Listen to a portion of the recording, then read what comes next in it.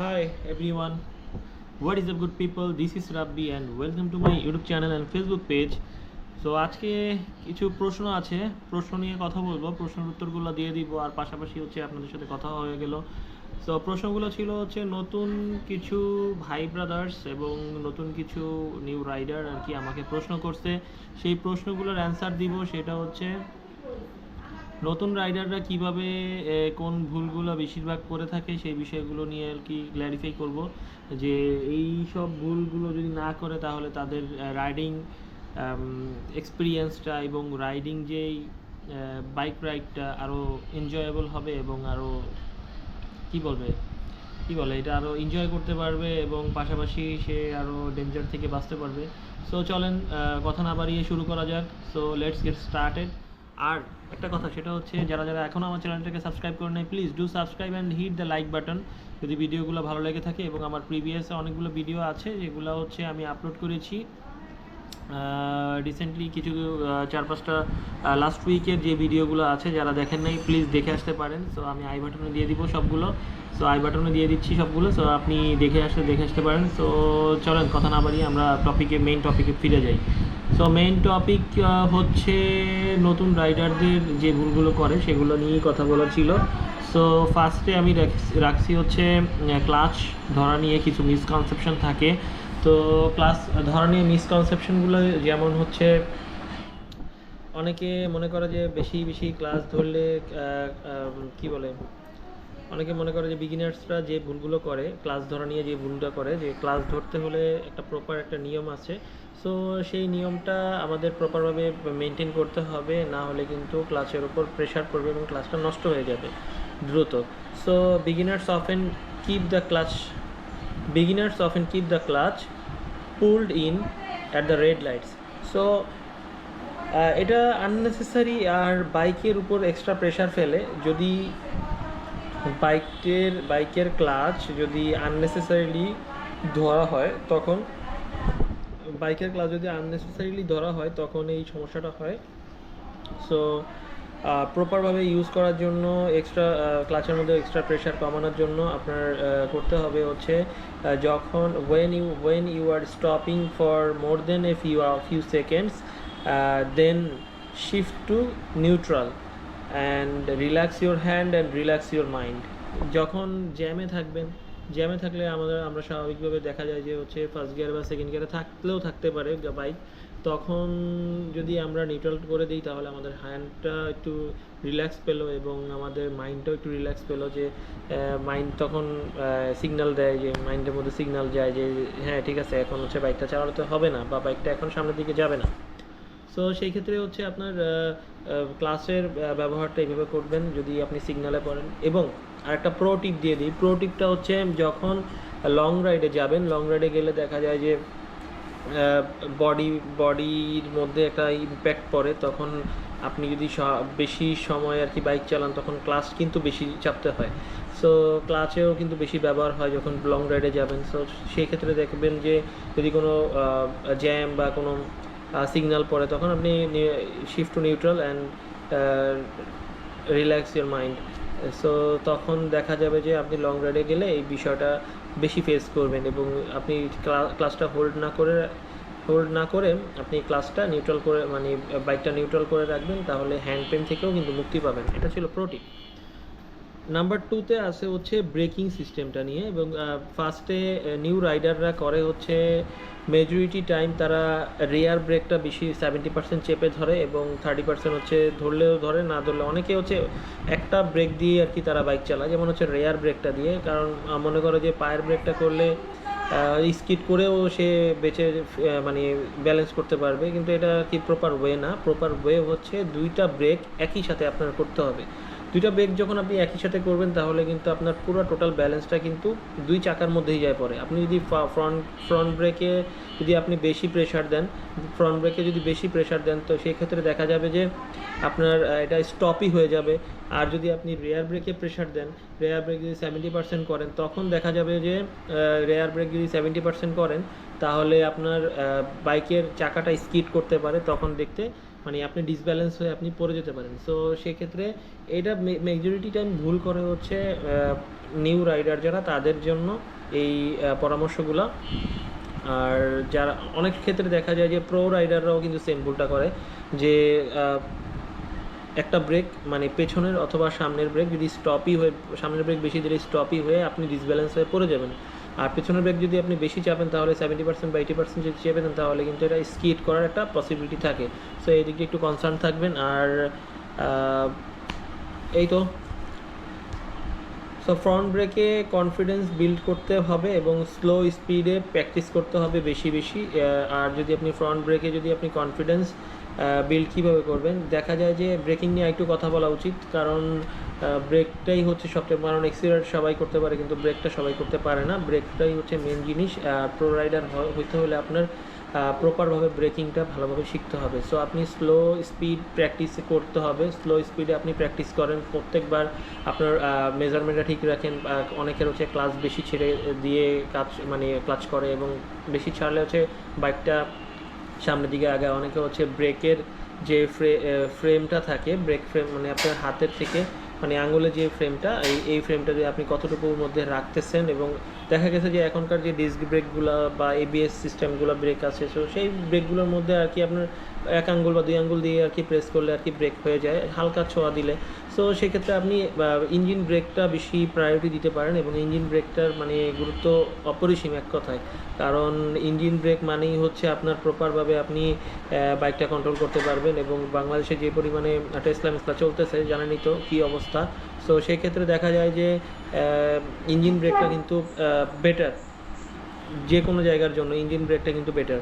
আর ABS থাকলেও অনেকে ভুল হয়। এবিএস থাকলে ভুল হওয়ার কারণ হচ্ছে যে কোনো ভুল হতে পারে, ভুলের জন্য কেউ মানে প্রিপেয়ার থাকে না, ভুল হয়ে যে কোনো একটা সমস্যা হয়ে যেতে পারে বা বড় ধরনের দুর্ঘটনা হতে পারে। সো সেই ক্ষেত্রে আপনি করতে পারেন হচ্ছে, যখন আপনি দেখবেন দূরের ডিফেন্সিভ রাইড করতে হবে। এটা আমি আমার আরেকটা ব্লগে, প্রিভিয়াস কিছু ব্লগের মধ্যে একটা ব্লগের মধ্যে বলেছিলাম যে ডিফেন্সিভ রাইড করার জন্য, কারণ ডিফেন্সিভ রাইড আপনাকে অ্যাক্সিডেন্ট থেকে বাঁচাবে। কারণ বর্তমানে হচ্ছে আপনি হর্ন দিবেন, আপনার কথা কেউ শুনবে না, আপনি কি বলে আপনি ওভার স্পিডিং করতেছেন, তখন কিন্তু আপনার তো ক্ষতি তো হবেই, কারণ অন্য মানুষকে নিয়ে আপনি ক্ষতির সম্মুখীন হবেন। আর আপনি চাইছেন যে ব্রেকটা ইনস্ট্যান্ট ব্রেক ধরবে, এটা তো যেহেতু মেশিন, এটা আপনি যখন আপনার মাইন্ডকে যেভাবে বুঝাবেন, আপনি মাইন্ডকে যেভাবে কন্ট্রোল করে আপনি বাইকটা রাইড করবেন, তো সেটার উপর ডিপেন্ড করবে হচ্ছে আপনার এবিএসটা। দেখেন আপনি যদি এখন মাত্র রেপ করছেন, রেপ করে যদি আপনি এখনই ফুল ব্রেক চেপে ধরে বসে আছেন, আপনি তো 2-4টা পোল্টি মেরে তারপরে হচ্ছে যে আপনি বেঁচে ফিরবেন নাকি ফিরবেন না, সেটা হচ্ছে আপনার লাকের উপর ডিপেন্ড করে। সো এবিএস থাকুক কি না থাকুক, সবসময় হচ্ছে আপনি ইঞ্জিন ব্রেকটা করবেন। আর এবিএস থাকা মানে হচ্ছে একটু প্লাস পয়েন্ট, যেটা আমরা জানি এবিএসের একটা কি বলে একটা সুবিধা তো আছেই। সো সেগুলো মেনটেন করে আর কি বাইক চালাবেন রাস্তাঘাটে। আর নিউ রাইডাররা কিন্তু বিশেষ করে ব্রেকিংটা একটু ফোকাস করবেন, লো স্পিডে আর কি আপনি ব্রেকিং বিষয়টা আর কি এক্সপিরিয়েন্স করবেন সবচেয়ে বেশি প্র্যাকটিসের জন্য। Are looking down instead of ahead. So 3 number হচ্ছে আপনার নতুন রাইডাররা সব সময় মানে আমি যখন নতুন ছিলাম, নতুন বাইক চালাইছি, তখন আমার প্রথমত আমার ফ্রন্ট হুইলের দিকে আমার হচ্ছে নজর থাকতো, এবং আমি সামনের দিকে তাকাইতে পারতাম না, এবং সামনের দিকে মনে হতো যে আমার গাড়ি যদি আপনি সামনের চাকার দিকে তাকায় থাকেন তাহলে কিন্তু আপনি যে কোনো ভুল আপনার দ্বারা সম্ভব, মানে পড়ে যাবেন বা আপনি কারোর সাথে লাগাই দিবেন, বা মনে হবে যে গাড়িটা মনে হয় যে চলতেছে না, বা গাড়িটা কি আপনি চাচ্ছেন একদিকে যাচ্ছে আরেক দিকে এমন মনে হবে।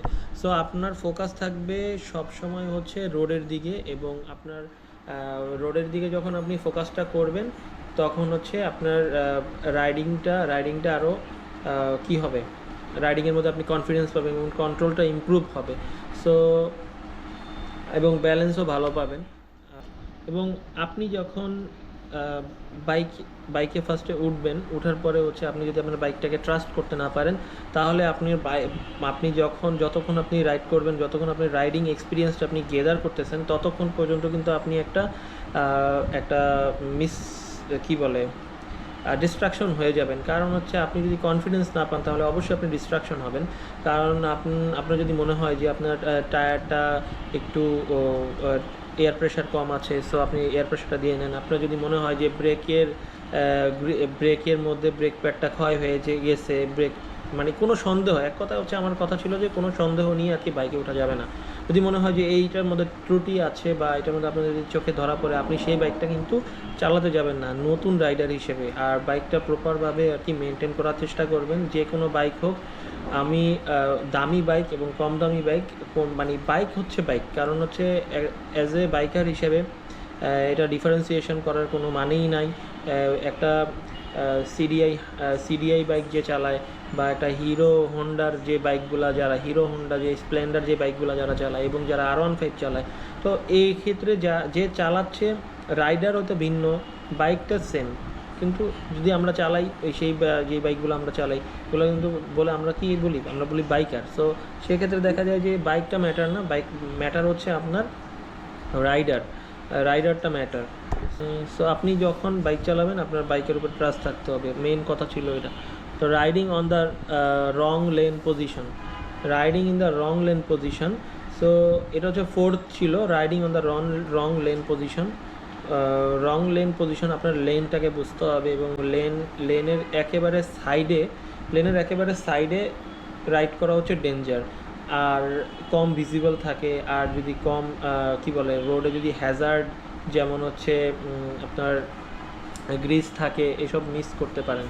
সো দেখা যায় যে অনেক ক্ষেত্রে দেখা যায় যে একই রাস্তায়, আমি কিন্তু একটা ভিডিওতে দেখছিলাম যে অনেক সময় রাস্তার মধ্যে পিচ্ছিল একটা অবস্থা থাকে, ওইখানে যেই গাড়ি যায় ওইখানে যে অ্যাক্সিডেন্টটা করে। সো এই ক্ষেত্রে আপনি লং ভিজিবিলিটির জন্য আপনি একটু আপনার সামনের গাড়ি থেকে একটু ডিস্টেন্স নিয়ে একটা বাইক চালাবেন, তাহলে কিন্তু নতুন রাইড করা হিসেবে, আপনি রাইডার হিসেবে আপনি এটা প্লাস পয়েন্ট পাবেন। এবং সামনের গাড়ি থেকে একটু দূরে থাকবেন, যেটা আর কি ট্রাকের মধ্যে লেখা থাকে, যেটা যে 100 গজ দূরে থাকুন। সো আর riding in the dominant position এবং left and right tyre track on your lane depending on traffic, visual থাকবেন এবং হচ্ছে প্রিডিক্টেবল থাকবেন। আপনি যখন বাইক চালাবেন তখন আপনার ভিজিবিলিটি আপনাকে যেন অপোজিট সাইড থেকে যেন আপনাকে প্রেডিক্ট করতে পারে যে এখানে একটা ভেহিকেল আছে। সো সেই দিকে একটু খেয়াল রাখবেন, কারণ আপনাকে যদি খেয়াল না করে তাহলে কিন্তু আপনার অপোজিট পাশে থাকা বাইকটা বা গাড়িটা আপনাকে কিন্তু চাপা দিয়ে চলে যাবে। সো সেদিকে একটু খেয়াল রাখবেন। আর যখন আপনি ওভারটেকে যাবেন তখন হচ্ছে আপনার ব্লাইন্ড জোন মেনটেন করে আপনি বাইকটা চালাবেন। বা বড় বাস বা ট্রাকের ক্ষেত্রে বা লরির ক্ষেত্রে দেখা যায় যে ব্লাইন্ড জোন থাকে, সো সেই ব্লাইন্ড জোনগুলো এড়িয়ে চলবেন। নতুন রাইডাররা এই ভুলটা সবচেয়ে বেশি করে, আর এই ভুলটা হয় হচ্ছে যখন কর্নারিংয়ের ক্ষেত্রে এই ভুলটা হয়। কারণ কর্নারিংয়ের ক্ষেত্রে তো একে তো হচ্ছে কর্নারিং করতেছেন, আর এক হচ্ছে ওভারটেকিং করতেছেন, আর হচ্ছে ব্লাইন্ড জোনে পড়ে গেছেন। এখন টাইমিং যদি ঠিক না থাকে তখন কিন্তু আপনি অ্যাক্সিডেন্ট করুন মাস্ট। সো নতুন রাইডাররা সবচেয়ে বেশি ভুল করে কর্নারিংয়ের ক্ষেত্রে। সো আশা করি বুঝতে পারছেন। আর 5 নম্বরে যে পয়েন্টটা রাখছি সেটা হচ্ছে not doing pre ride checks.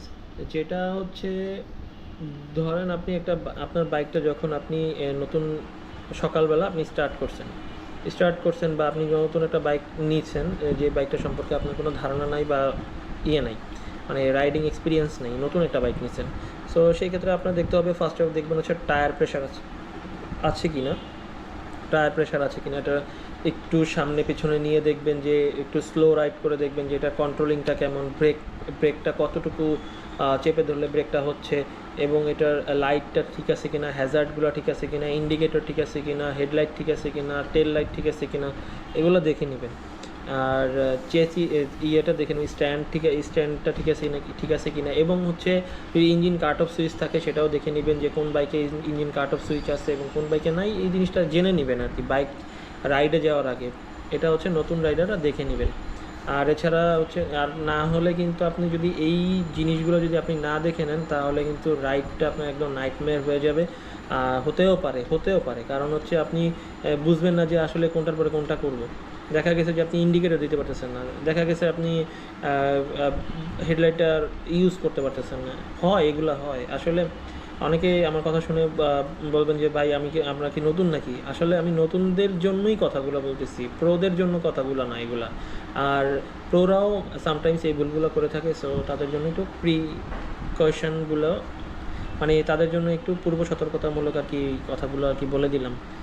6 নম্বর হচ্ছে over estimating skill after a few rides. So দেখা যায় যে নতুন রাইডার যারা, তারা মেজরিটি টাইম এই ভুলটা করে। রাইডিং শুরু করার কিছুদিন পরেই অনেকে ওভার কনফিডেন্ট হয়ে যায়, স্পিড বাড়ায় চালায়, তারপরে হচ্ছে কর্নারিংয়ে লিন হয়ে চালায়, এবং আরও রিস্কি ম্যানুভার ট্রাই করে। যেমন রিস্কি ম্যানুভার ট্রাইয়ের মধ্যে আমি কিছু কিছু কিছু জিনিস দেখছি যে হচ্ছে গ্যাপ গ্যাপ মারা বলে, গ্যাপ মারা। সো এই জিনিসটা দেখা গেছে যে দুই ট্রাকের মাঝখান দিয়ে সে সুন্দর মতো চলে যাওয়ার জন্য একটা মানে ম্যানুভার ট্রাই করে, রিস্কি ম্যানুভার ট্রাই বলে সেটাকে। সো এই রিস্কি ম্যানুভার ট্রাই করা থেকে আর কি নতুন রাইডারদের বিরত থাকার জন্য অনুরোধ করা যাচ্ছে।